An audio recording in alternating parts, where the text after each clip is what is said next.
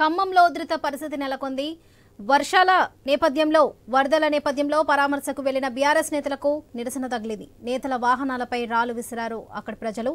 MLA Harish Rao, Jagadish Reddy Puvvada వాహనాలపై రాళ్లు విసిరారు.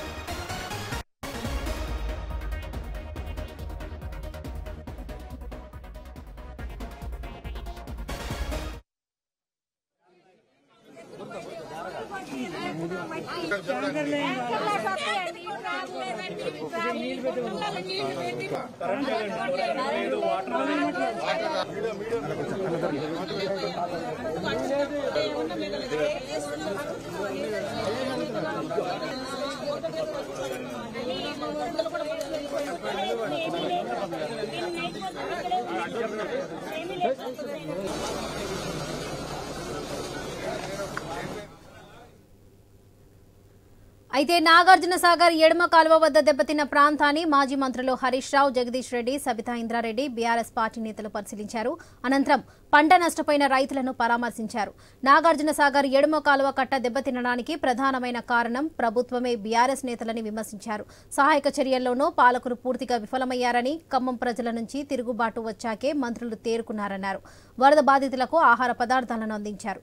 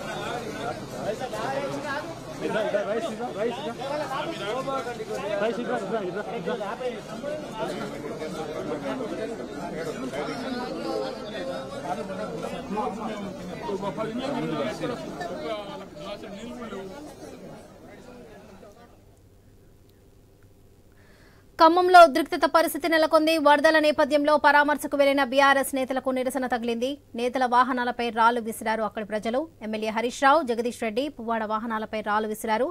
అయితే నాగార్జున సాగర్ ఎడమ కాలువ వద్ద దెబ్బతిన్న ప్రాంతాన్ని మాజీ మంత్రులు హరీష్ రావు, జగదీష్ రెడ్డి, సబితా ఇంద్రారెడ్డి బీఆర్ఎస్ పార్టీ నేతలు పరిశీలించారు. అనంతరం పంట నష్టపోయిన రైతులను పరామర్శించారు. నాగార్జున సాగర్ ఎడమ కాలువ కట్ట దెబ్బతినడానికి ప్రధానమైన కారణం ప్రభుత్వమే అని బీఆర్ఎస్ నేతలు విమర్శించారు. సహాయక చర్యల్లోనూ పాలకులు పూర్తిగా విఫలమయ్యారని, ఖమ్మం ప్రజల నుంచి తిరుగుబాటు వచ్చాకే మంత్రులు తేరుకున్నారన్నారు. వరద బాధితులకు ఆహార పదార్థాలను అందించారు. ఇదే విషయానికి సంబంధించి మరిన్ని అప్డేట్స్ మా ప్రతినిధి నవీన్ అందిస్తారు. నవీన్, చెప్పండి. వరలక్ష్మి, మనం చూడొచ్చు ఖమ్మంలో వరద ముంచెత్తిన సంగతి అందరికీ తెలిసిందే. అయితే వరదకు సంబంధించినటువంటి బాధిత కుటుంబాలను నిన్న సీఎం రేవంత్ రెడ్డి పరామర్శించారు. ఈ రోజు బీఆర్ఎస్ మాజీ మంత్రి హరీష్ రావుతో పాటు మాజీ మంత్రి, జిల్లాకు సంబంధించిన మాజీ మంత్రి పువ్వాడ అజయ్ కుమార్ తో పాటు ఎంపీ వజ్రాజ్ రవిచంద్ర వీళ్ళందరూ కూడా పూర్తి స్థాయిలో కూడా వరద బాధిత ప్రాంతంలో తిరగడమే కాకుండా వాళ్ళు పరామర్శించి వాళ్ళకి నిత్యావసర సరుకులు కూడా పంపిణీ చేస్తున్నట్టు పరిస్థితి ఇక్కడ కనపడుతుంది. ఈ నేపథ్యంలో ఒక్కసారిగా ఇది పొలిటికల్ రంగు అయితే పూనుకున్నట్టు పరిస్థితి కనపడుతుంది. కొంతమంది నేతలు బీఆర్ఎస్ సంబంధించిన వెహికల్లపై రాళ్లు రువ్వారు. అంతేకాకుండా కొంతమంది నేతలకు కూడా గాయాలైన పరిస్థితి కనపడుతుంది. అది పూర్తిగా కూడా కాంగ్రెస్ సంబంధించినటువంటి వ్యక్తులే ఇదంతా కూడా దాడులు చేపిస్తున్నారని చెప్పేసి కూడా బీఆర్ఎస్ నేతలు అయితే ఆరోపణ చేస్తున్నట్టు పరిస్థితి మనం చూడొచ్చు. అయితే ఇప్పటికే మనం చూసుకుంటే కొన్ని వాహనాలు మొత్తం కూడా ధ్వంసమైన అద్దాలు మొత్తం కూడా మంత్రి పువ్వాడ అజయ్, మాజీ మంత్రి పువ్వాడ అజయ్ సంబంధించిన వెహికల్స్ మొత్తం కూడా ధ్వంసమైన పరిస్థితి. అంతేకాకుండా హరీష్ రావు వెహికల్ తో పాటు మరికొంతమంది వెహికల్ కూడా స్వల్పంగా గాయాలైన పరిస్థితి ఇక్కడ కనపడుతుంది. ఏదైనా ఉధృత వాతావరణం అయితే ఖమ్మంలో చోటు చేసుకుంది. ఎందుకంటే ఒక రాజకీయ రంగు పులుముకుంది. వరద బాధితులకు సంబంధించి వాళ్ళ పరామర్శలకు సంబంధించి పూర్తి స్థాయిలో కూడా అని చెప్పుకోవచ్చు. ఒక పక్క పరామర్శలు చేసుకుంటూనే మరో పక్క పొలిటికల్ విమర్శలు చేసుకుంటా ఇరు పార్టీలు కూడా ఇటు కాంగ్రెస్ కానీ బీఆర్ఎస్ కానీ చేసుకుంటూ వస్తున్నట్టు పరిస్థితి పడుతుంది. అయితే రేవంత్ రెడ్డి ఉదయం నుంచి కూడా ఖమ్మంలో ఉన్నాడు. ఉదయం 10 గంటలకు మాత్రమే ఇక్కడ లెఫ్ట్ అయినట్టు పరిస్థితి కాబట్టి కానీ ఒక్కసారిగా బీఆర్ఎస్ నేతలపై కాంగ్రెస్ కనీసం నీళ్లు రావడం లేదు, పసిపిల్లలకు పాలు దొరకక బాధపడతా ఉన్నారు. ప్రభుత్వం మమ్మల్ని ఆదుకోవడంలో పూర్తిగా విఫలమైందని చెప్పి వాళ్ళందరూ కూడా తమ ఆవేదన వెళ్ళగక్కుతా ఉన్నారు. వాళ్ళు చాలా స్పష్టంగా చెప్పారు, గతంలో బీఆర్ఎస్ ప్రభుత్వం ఉన్నప్పుడు మాకు ముందస్తుగా మైక్లో అనౌన్స్మెంట్ ఉండేది, మమ్మల్ని అలర్ట్ చేసి జాగ్రత్తగా బయటకు తీసుకెళ్లారు. తర్వాత కూడా ప్రభుత్వం నుంచి మాకు మంచిగా సహకారం అందింది. కానీ ఈ ప్రభుత్వం ప్రజల్ని అలర్ట్ చేయడంలో ఫెయిల్ అయిపోయింది, ప్రజల్ని కాపాడడంలో ఫెయిల్ అయిపోయింది. 9 మంది ఎమ్మెల్యేలను గెలిపిస్తే 9 మందిని కాపాడలేకపోయినారు, కనీసం హెలికాప్టర్ పంపలేకపోయినారు. ఈ ముఖ్యమంత్రికి వ్యంగ్యం ఎక్కువ, పంతనం తక్కువ. ఎక్కడ చూడు వ్యంగ్యమే ఆయనకు. ఇప్పుడు పాలనపై పట్టుగోల్పై రేవంత్ రెడ్డి చీటికి మాటికి ప్రతిపక్షాల మీద బురద జల్లుతా ఉన్నాడు. ఇది నీ పరిపాలన వైఫల్యం. వాతావరణ శాఖ హెచ్చరించినా నువ్వు మేల్కొనలేదు. పెద్ద ఎత్తున వర్షాలు పడబోతున్నాయి, వాయుగుండం వచ్చింది అని వాతావరణ శాఖ హెచ్చరించినా ఈ ప్రభుత్వం ముందస్తు చర్యలు తీసుకోకపోవడం వల్లనే రాష్ట్రంలో ఇవాళ పెద్ద ఎత్తున ప్రాణాలు పోయినాయి, తీవ్రమైనటువంటి ఆస్తి నష్టం జరిగింది. ప్రజలు చాలా బాధపడతా ఉన్నారు. ఏ ఇంటికి పోయినా చెప్తున్నారు 4 లక్షలు 5 లక్షల నుంచి 10 లక్షల రూపాయల ఆస్తి నష్టం జరిగిందని. కట్టు బట్టలు తప్ప మాకు ఏమీ లేవు, అన్ని సర్వం కోల్పోయాం. మొత్తం నిత్యావసర వస్తువులు తెచ్చిపోయినాయి, బట్టలు తెచ్చిపోయినాయి, సర్టిఫికెట్లు తెచ్చిపోయినాయి, డాక్యుమెంట్లు అన్నీ పోయినాయి. అసలు మా పరిస్థితి ఏందని చెప్పి కన్నీరు మున్నీరు అవుతా ఉన్నారు. పిల్లలు చదువుకున్న సర్టిఫికెట్లన్నీ కూడా నీళ్ళలో తెచ్చిపోయినాయి. ఇంటికి సంబంధించిన డాక్యుమెంట్లు కావచ్చు, వాల్యుయబుల్స్ కూడా పోయినాయి, బంగారం కూడా కొట్టుకుపోయింది. అసలు కట్టు బట్టలు తప్ప మా పెయి మీద ఏం మిగలలేదు. 2 రోజుల నుంచి ఇవే బట్టల మీద ఉన్నాం, వేసుకోవడానికి గుడ్డలు కూడా లేవు, తినడానికి తిండి లేని పరిస్థితి ఉంది, మా పరిస్థితి చాలా ఆందోళనగా ఉంది అని చెప్పి బాధపడతా ఉన్నారు. ఇది పూర్తిగా ప్రభుత్వ వైఫల్యం. కనీసం మంచినీళ్లు కూడా అందియలేదట. 12 గంటలు డాబాల మీద ఉంటే కనీసం తాగడానికి నీళ్లు కూడా ఈ ప్రభుత్వం అందించలేకపోయింది. అంటే జిల్లా యంత్రాంగాన్ని సమాయత్తం చేయడంలో కానీ, ముందస్తు ప్రణాళికలు చేయడంలో కానీ, హెలికాప్టర్ అందుబాటులో పెట్టుకోవడంలో కానీ, ఎన్డీఆర్ఎఫ్ బృందాలను ఏర్పాటు చేసుకోవడంలో కానీ ప్రభుత్వం పూర్తిగా ఫెయిల్ అయిపోయింది.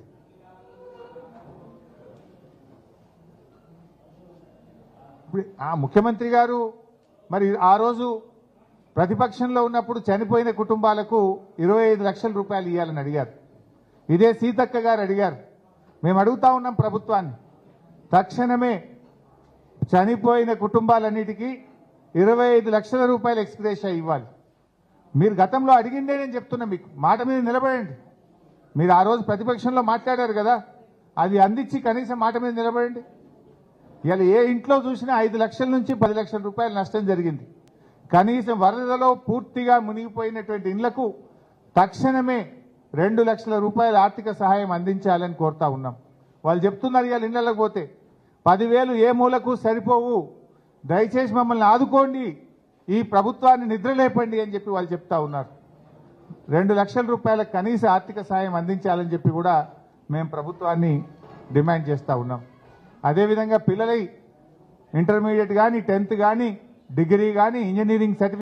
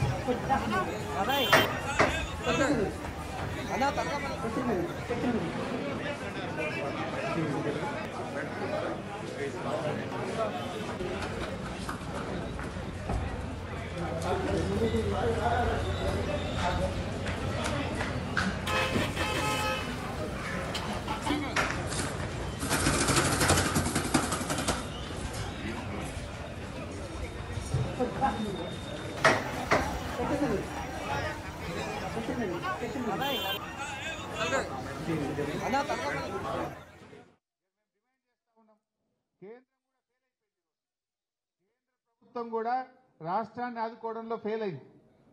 8+8 = 16 కాదు, 0 అయింది. కేంద్ర బడ్జెట్లో 0, వరద సహాయంలో కూడా నష్టమే అయిపోయింది.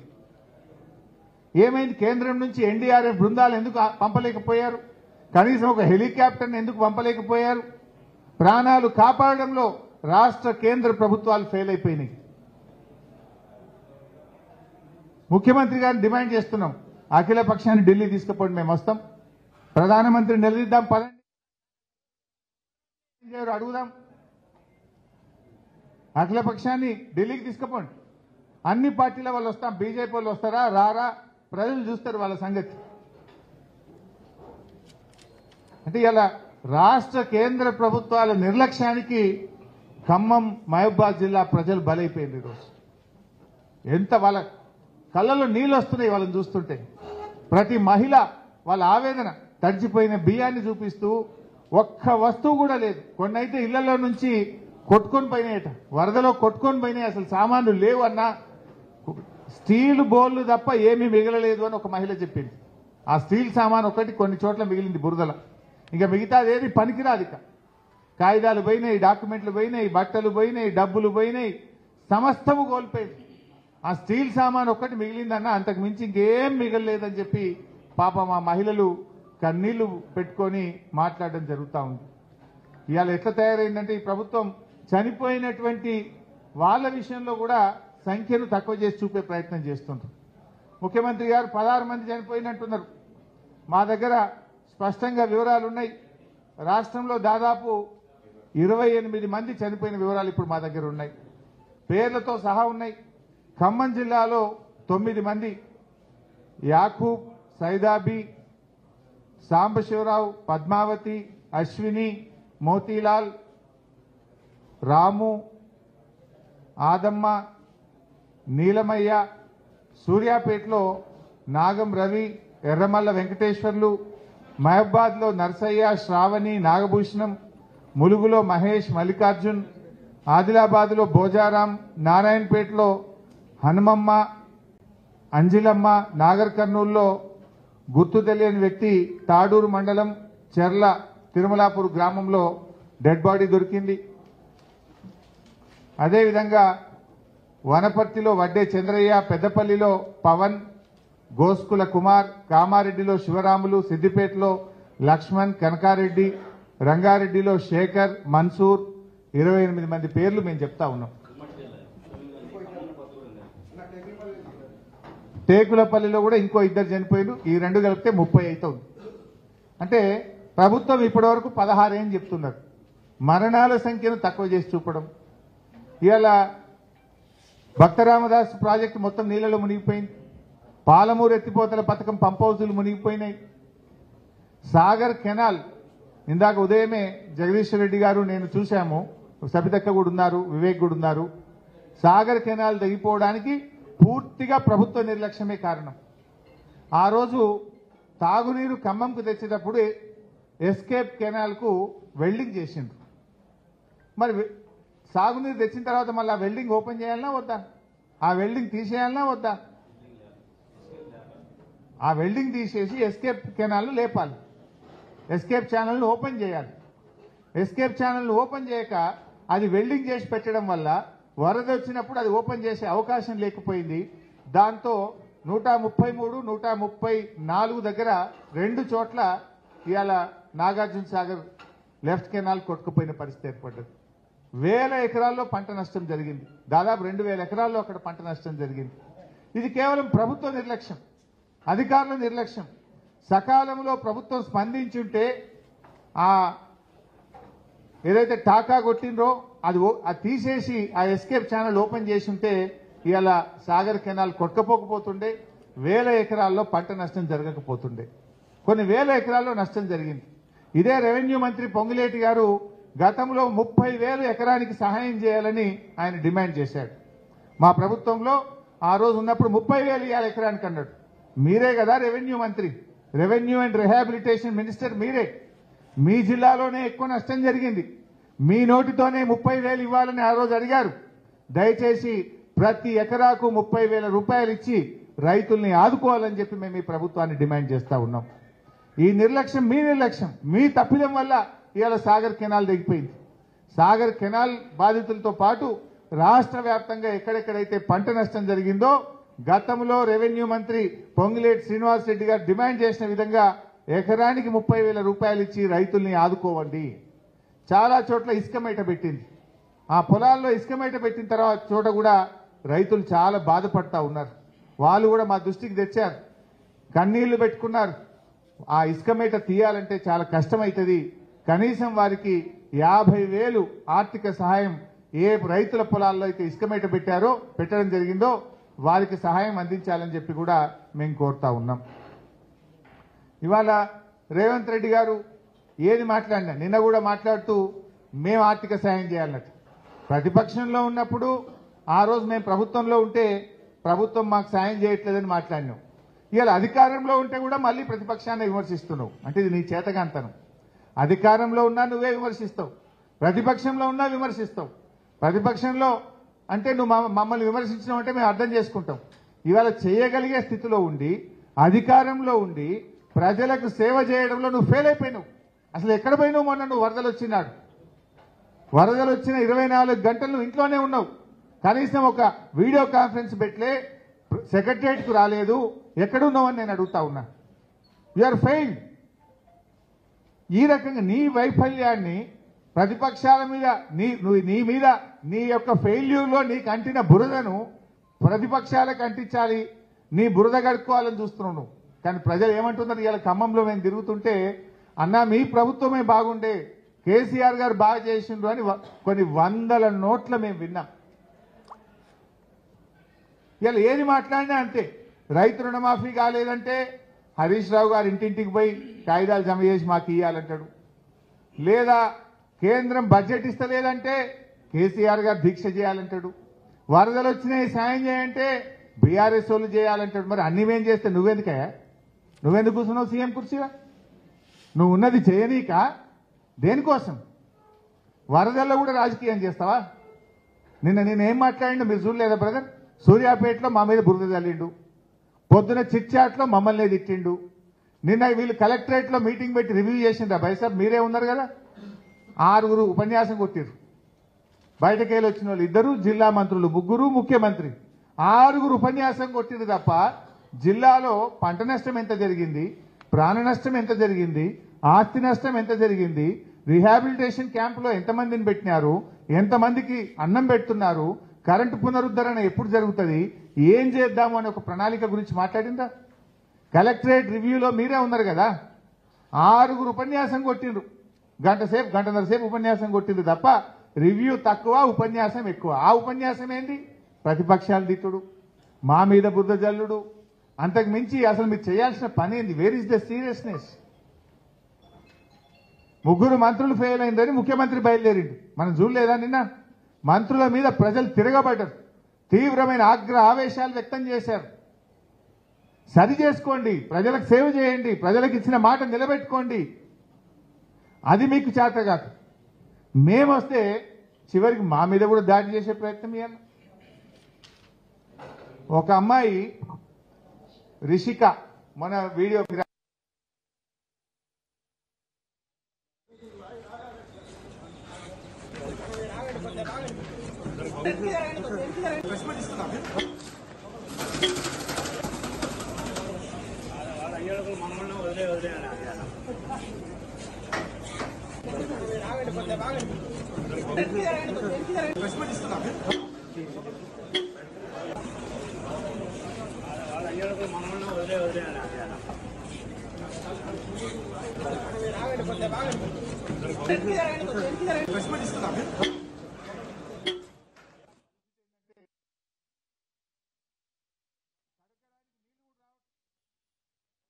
ఏం చేస్తున్నారు? వరద తగ్గి దాదాపు 48 గంటలైనా ప్రజల్ని ఆదుకోరా?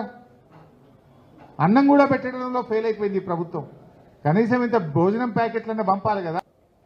అసెంబ్లీలో మా సబితక్క లా అండ్ ఆర్డర్లో మీ ప్రభుత్వం ఫెయిల్ అయిందంటే అసెంబ్లీలో ప్రతిపక్షాల మీద దాడి, ప్రజలు ప్రశ్నిస్తే ప్రజల మీద దాడి, జర్నలిస్టులు ప్రశ్నిస్తే నీ సొంత ఊర్లో జర్నలిస్టుల మీద దాడి, రైతులు ప్రశ్నిస్తే రైతుల మీద కేసులు పెడతావు.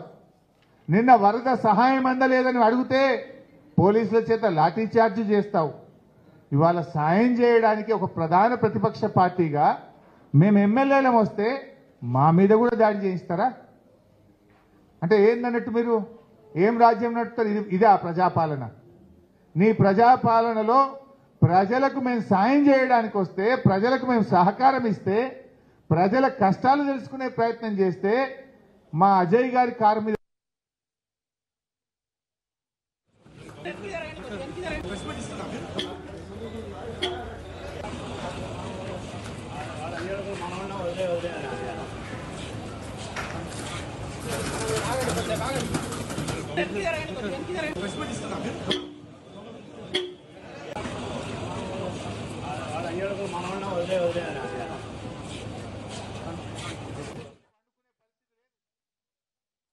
అడుగు మోకాలు లోతు.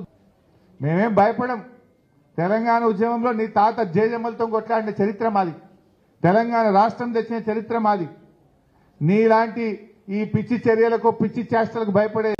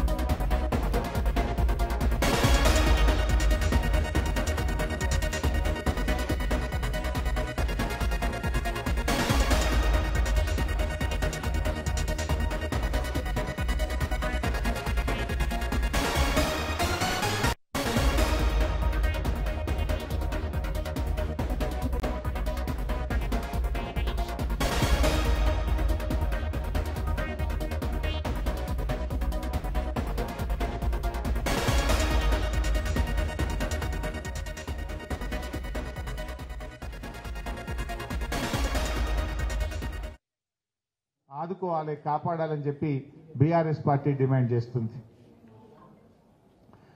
కేసీఆర్ గారి హయాంలో గతంలో వరదలు వస్తే మా అజయ్ గారు, వీరయ్య గారు, ఉపేందర్ రెడ్డి గారు వీళ్ళందరూ ఆ రోజు రిటైనింగ్ వాల్ కట్టి దీనికి ఒక శాశ్వత పరిష్కారం కావాలని చెప్పి కోరారు. ఆ రోజు కేసీఆర్ గారు 650 కోట్లతోని రెండు వైపులా 8.5 కిలోమీటర్ల రిటైనింగ్ వాల్ను శాంక్షన్ చేశారు. ఆ పనులు నత్తనడక నడుస్తున్నాయి. ఆ పనులను యుద్ధ ప్రాతిపదికన పూర్తి చేయాలి. ఖమ్మంను శాశ్వతంగా ఈ వరద నుంచి దూరం చేసే విధంగా ఆ రోజు కేసీఆర్ గారు మంజూరు చేసిన పనులను త్వరితగతిన పూర్తి చేయాలని చెప్పి కూడా మేము బీఆర్ఎస్ పార్టీ తరఫున డిమాండ్ చేస్తా ఉన్నాం. Thank you.